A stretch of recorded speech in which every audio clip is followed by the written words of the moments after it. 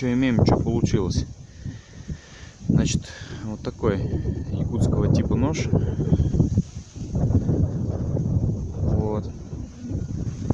Ножны из кожи растительного дубления, тиснения, свободный подвес из кожи, фенечка рог,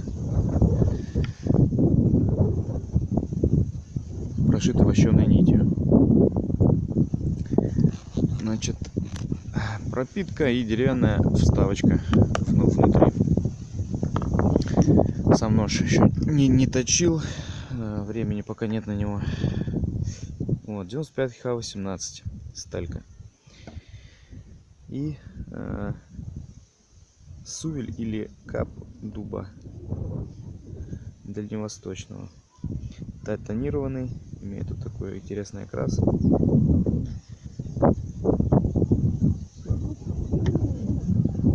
Такой больстер и посадка.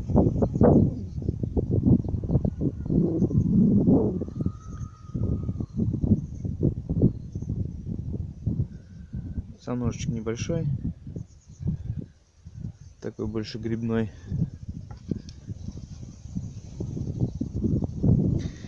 Здесь ставил следы ковки